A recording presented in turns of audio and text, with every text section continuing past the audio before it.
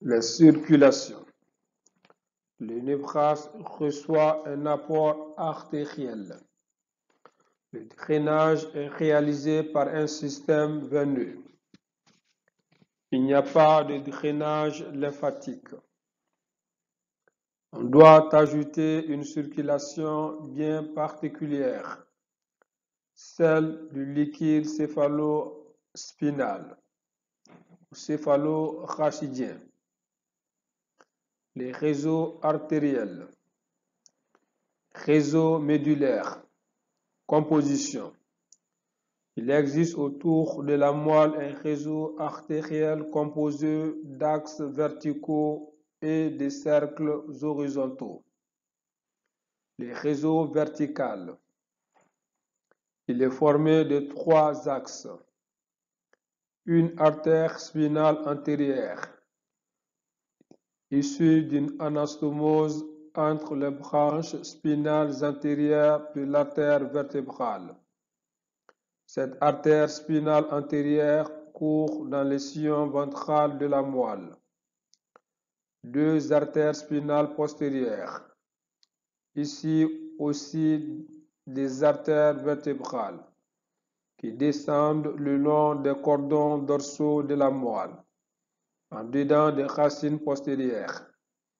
Ces 3 axes sont anastomosés entre eux au niveau du cône médulaire. C'est le trident artériel du cône. Les réseaux horizontaux ou cercles périmédulaires. À chaque niveau métamérique de la moelle.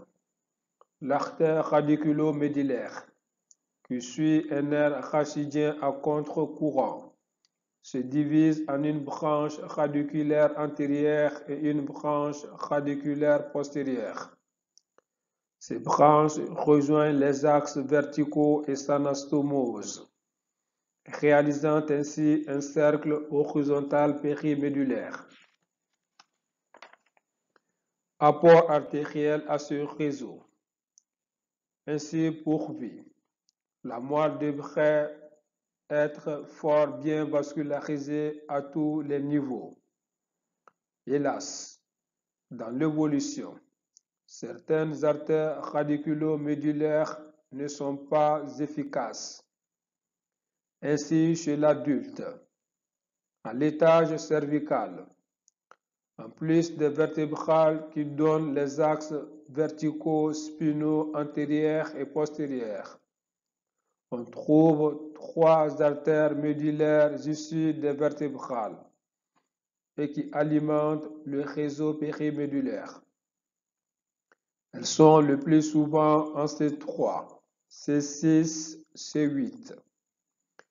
À l'étage thoracique, il existe 1 ou 2 artères radiculo-médulaires issues des artères intercostales, le plus souvent vers T5, T6. Ce segment de moelle est donc très pauvrement vascularisé.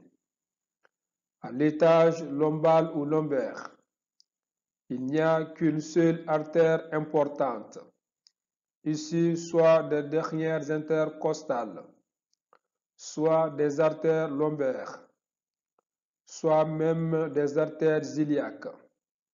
C'est l'artère de l'intumescence lombale ou d'artère d'Adam-Kivisk. Elle tient sous sa dépendance toute la vascularisation artérielle de la moelle lombo-sacrale. On conçoit donc ainsi la variabilité de l'apport artériel de la moelle et surtout la pauvreté de la région thoracique médulaire. Les réseaux artériels de la moelle. À partir des réseaux périmédulaires, naissent des branches qui pénètrent la moelle. On distingue ainsi 2 territoires différents selon l'origine. Les branches issues de l'artère spinale antérieure ou artère sulco-commissurale vascularisent les cordons antérieurs et la majeure partie de la substance grise. Les branches issues, comme les dents d'un peigne, du cercle horizontal périmédulaire vascularise surtout les cordons blancs. Il y a donc deux territoires artériels distincts au niveau de la moelle, sans relation anastomotique. L'exploration artérielle de la moelle est réalisée par angiographie vertébrale ou aorto-iliaque, en recherchant les branches radiculo-médullaires à chaque niveau. Réseau du tronc cérébral et du cervelet. Les branches artérielles. Le système artériel dépend des artères vertébrales. Celles-ci pénètrent dans le crâne au niveau du foramen magnum ou trou occipital, croisent les faces latérales de la moelle allongée et s'anastomosent sur la ligne médiane en regard du sillon médullo-pontique. De cette jonction naît l'artère basilaire, qui suit le sillon médian pontique et qui, au niveau du sillon ponto-pédonculaire, se divise en deux branches terminales, les artères cérébrales postérieures. Des artères vertébrales et du tronc basilaire naissent des branches directes courtes, moyennes ou longues. Les artères courtes sont dites perforantes. D'autres, plus longues, dites circonférentielles courtes, pénètrent sur les faces latérales du tronc cérébral et sur le cervelet voisin. D'autres, plus longues encore, circonférentielles longues, vont irriguer en encerclant le cervelet. On distingue parmi elles l'artère cérébelleuse supérieure, qui naît peu avant la division du tronc basilaire, l'artère cérébelleuse antéro-inférieure ou cérébelleuse moyenne, qui donne souvent l'artère auditive, l'artère cérébelleuse postéro-inférieure, qui naît de l'artère vertébrale directement, alors que les autres sont issus du tronc basilaire. Territoires artériels du tronc cérébral et du cervelet. La figure 94 indique, sur les coupes étagées du tronc cérébral, les territoires dépendant des branches perforantes ou circonférentielles. Les territoires sont distincts et non anastomotiques.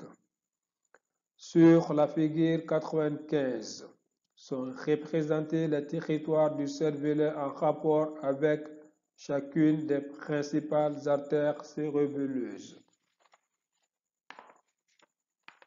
L'exploration artérielle de la fosse postérieure est réalisée par une artériographie, dont l'image classique de face et de profil est représentée sur les figures 96, 97 et 98. Les artères du cerveau. Branches d'apport. De la même façon que les artères vertébrales représentent les piliers artériels du tronc cérébral et du cervelet, ce sont les artères carotides internes qui sont les piliers artériels d'apport pour le cerveau. On doit aussi se souvenir que le tronc basilaire participe à l'apport artériel du cerveau par ses branches terminales, les artères cérébrales postérieures. Le polygone de Willis. Les artères carotides internes pénètrent dans le crâne et apparaissent après avoir perforé la dure mère, en dedans des processus clinoïdes antérieurs.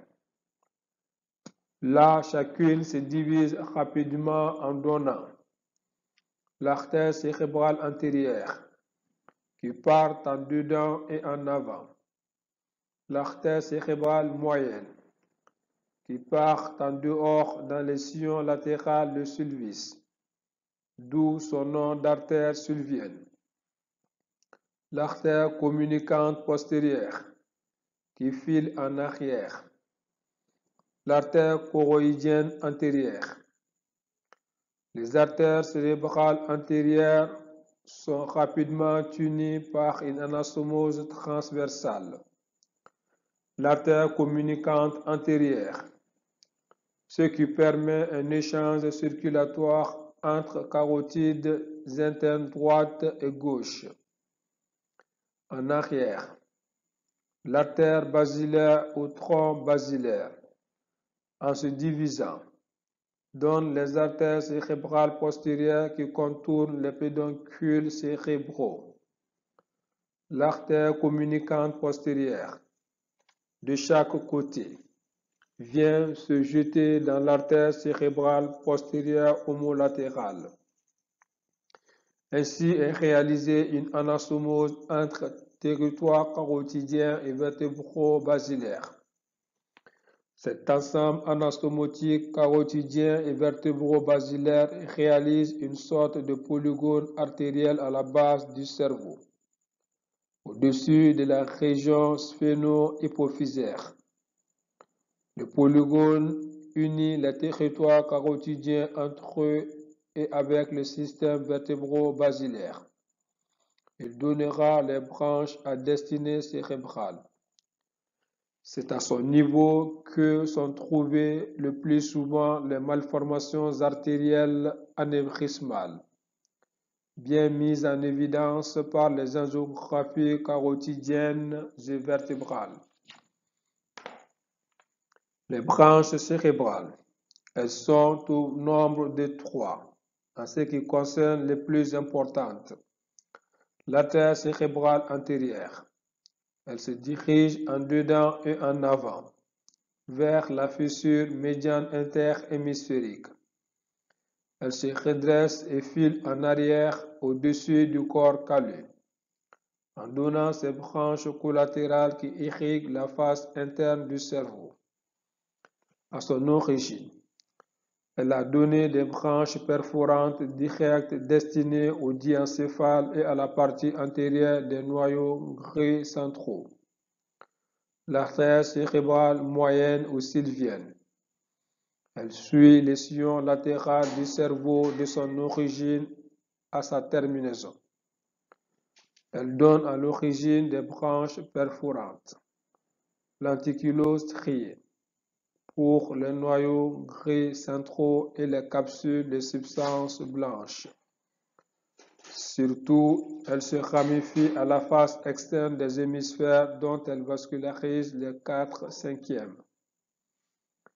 L'artère cérébrale postérieure, issue de la division du tronc basilaire. Elle contourne la face latérale du mésencéphale et pénètre dans la grande fosse cérébrale en passant par le foramen ovale de Pacchioni.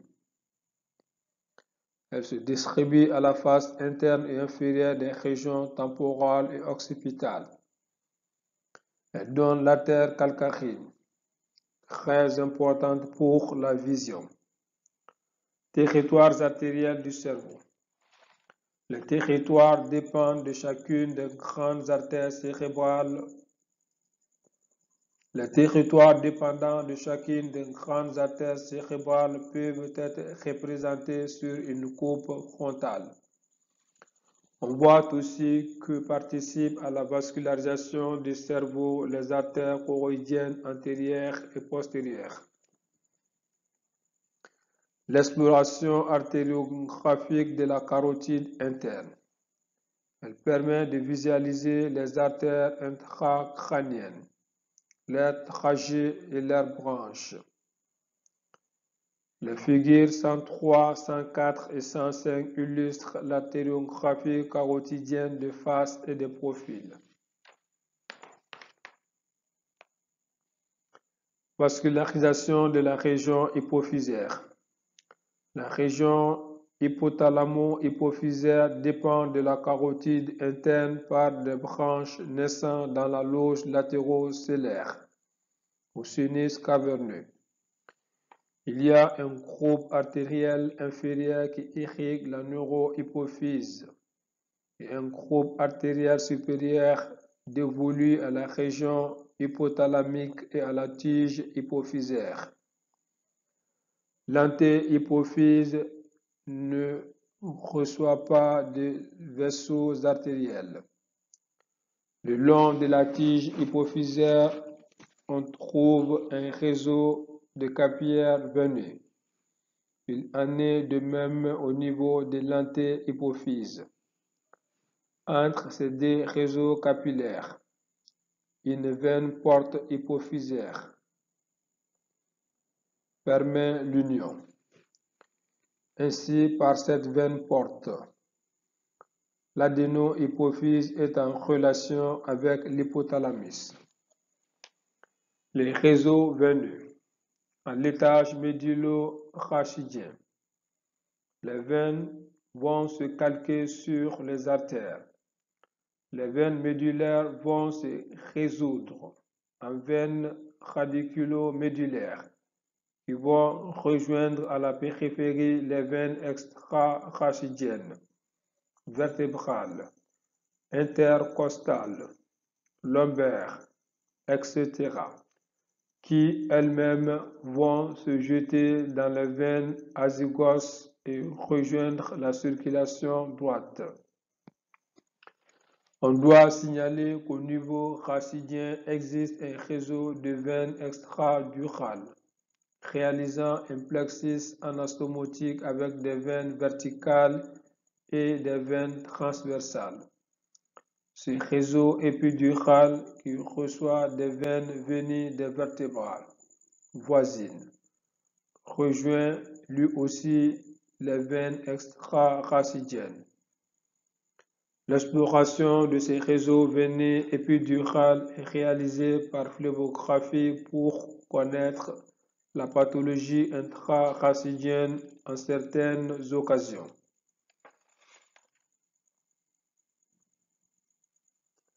À l'étage crânio-encéphalique, il existe dans le crâne deux types de veines.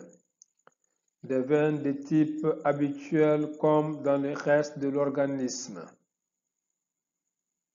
et des veines incluses dans l'épaisseur de la dure mère et de ce fait adhérentes à l'os. Ce sont les sinus veineux. Les sinus veineux, au niveau de la base, de chaque côté de la selle turcique, existe une loge latérocélaire où circulent des veines. Aboutissent à cette loge latérocélaire des veines orbitaires, des veines hypophysaires, des veines pharyngées et le sinus veineux de Brachet, caché sous le relief de la petite aile du sphénoïde. Les sinus veineux latérocélaires se drainent en arrière par les sinus pétreux supérieur et inférieur, qui rejoignent le golfe de la veine jugulaire interne, entre pyramide pétreuse et l'os occipital. Au niveau de l'os occipital, partant de la protubérance occipitale interne, existent deux sinus transverses ou sinus latéraux qui rejoignent eux aussi le golfe de la veine jugulaire interne. De la protubérance descend un sinus vertical qui rejoint les veines médulaires au niveau du foramen magnum. C'est le sinus occipital inférieur. Au niveau de la voûte, on note un grand sinus médian antéro-postérieur fronto-occipital. C'est le sinus longitudinal supérieur, ou sinus sagittal inclus dans la faute du cerveau. Il rejoint les sinus occipitaux transverses au niveau de la protubérance occipitale interne. Il existe à ce niveau un grand confluent veineux dit pressoir d'Hérophile. En dessous du sinus longitudinal supérieur, dans la faute du cerveau, On voit le sinus longitudinal inférieur qui reçoit en bas et en arrière, un sinus de la tente du cervelet. Le sinus droit, qui lui-même se draine dans le pressoir d'Europhile. Les veines cérébrales. Le réseau veineux cérébral est divisé en deux régions distinctes, les veines superficielles et les veines profondes. Les veines superficielles, elles ne sont pas calquées sur les artères. Elles forment une maille qui enserre la surface des hémisphères. Certaines veines rejoignent les grandes artères cérébrales pour former des veines cérébrales antérieures, moyennes et postérieures qui elles-mêmes se jettent dans les sinus veineux voisins, à la base du cerveau. Les autres se jettent directement dans les sinus veineux de la voûte ou de la base les plus proches. Certaines grandes veines réalisent des anastomoses entre les sinus veineux. Les veines profondes, elles drainent les régions diencéphaliques et mésencéphaliques. Sur la figure 109, on reconnaît ainsi deux grandes veines cérébrales internes et deux grandes veines basilaires de horizontales qui se rejoignent, toutes quatre, en arrière du troisième ventricule, près du corps pinéal ou de l'épiphyse, pour former l'ampoule de Galien. Celle-ci se draine en arrière dans le sinus droit. Les figures 109 et 111 montrent le type d'images obtenues lors d'une phlébographie cérébrale. Les veines du tronc cérébral et du cervelet. Les veines qui drainent le cervelet et le tronc cérébral rejoignent soit les sinus veineux proches, sinus latéral, sinus pétreux, sinus occipital inférieur, soit la veine basilaire, satellite du tronc artériel basilaire, et de là les veines vertébrales rachidiennes.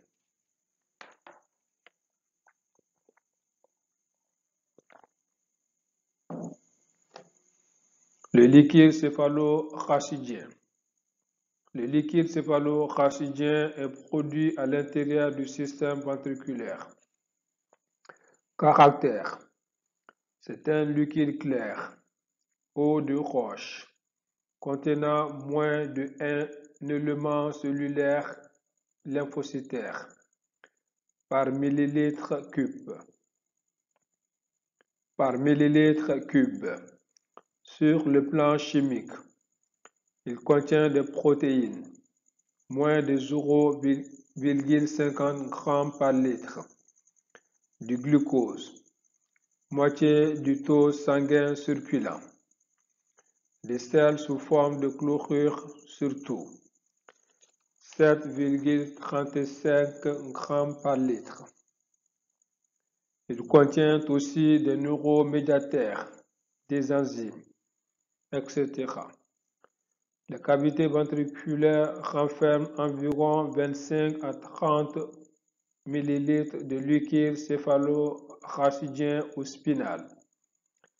Le liquide céphalo-rachidien extraventriculaire dans le compartiment subarachnoïdien est évalué à 100-110 ml environ.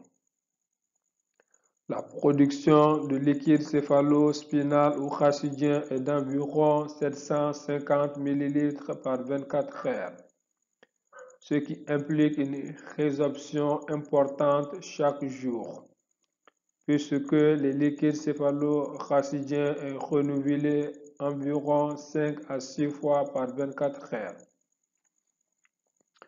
Origine.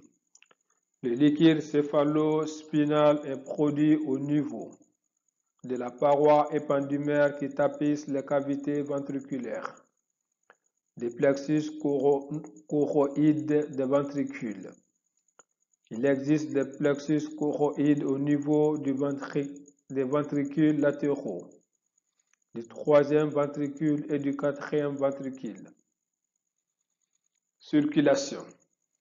Le liquide céphalo-spinal produit va descendre par gravité des ventricules latéraux dans le troisième ventricule et de là dans le quatrième ventricule. Les pulsations transmises à l'encéphale lors des systoles jouent aussi un rôle dans la mobilisation de cette masse liquidienne. Dans le quatrième ventricule, le liquide céphalo-spinal va s'échapper soit par le trou de Manjandi, ouverture médiane du quatrième ventricule, soit par les orifices latéraux de Luschka. Il devient donc extracérébral et se répand dans les espaces subarachnoïdiens, périnévralgiques. Les études isotopiques, en particulier, ont montré que le liquide céphalo-spinal descendait ainsi le long de la moelle, puis remontait dans les espaces subarachnoïdiens périencéphaliques et venait enfin à la surface des hémisphères le long du sinus sagittal supérieur. Résorption. Le liquide céphalo-spinal est résorbé en 3 endroits. Au niveau de la paroi épendymaire, de la même façon que l'épendyme peut produire du liquide céphalo-rachidien, elle peut les résorber. Mais cela n'est pas une voie majeure de résorption, sauf conditions pathologiques.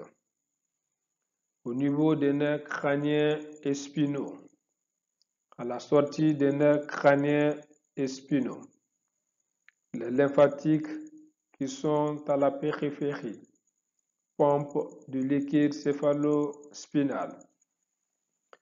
Au niveau de granulation de Pacchioni, la granulation de Pacchioni est une sorte de turgescence de l'arachnoïde qui perfore la dure mère et pénètre soit dans un sinus veineux, soit dans l'os voisin, au niveau du diploïde. La pression du liquide céphalo-spinal étant supérieure à celle du sang veineux, circulant dans les sinus veineux ou les diploïdes. Le liquide céphalo-spinal passe du compartiment subarachnoïdien dans le compartiment veineux et de là rejoint la circulation générale. Les cranulations de Pacchioni sont situées de chaque côté du sinus sagittal supérieur. Rôle. Le liquide céphalo-spinal est un liquide qui assure un rôle nutritif pour le névrax. Il sert aussi de moyen de transport pour les neuromédiateurs, les enzymes, etc. Enfin, étant incompressible, il forme une sorte de socle protecteur intra- et extra-névraxique pour le système nerveux. Application clinique. Le liquide céphalo-spinal est prélevé par ponction à l'étage lombaire du rachis ou par ponction intraventriculaire. On peut aussi mesurer sa pression, qui est normalement voisine de 10 à 12 cm d'eau en position couchée, et vérifier sa bonne circulation par la méthode de Koeken-Shil-Stocké. On peut y injecter des produits opaques aux rayons X ou de l'air, ce qui permet de visualiser les espaces périnévraxiques et intraventriculaires. On peut aussi l'utiliser pour y introduire des médicaments. En cas de blocage de la circulation du liquide céphalospinal, se produit une hydrocéphalie, augmentation du volume ventriculaire avec augmentation de pression.